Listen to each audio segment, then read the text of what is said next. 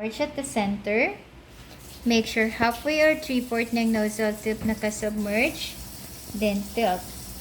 Okay po. Then turn it on. Lower your jug to introduce the air into the milk.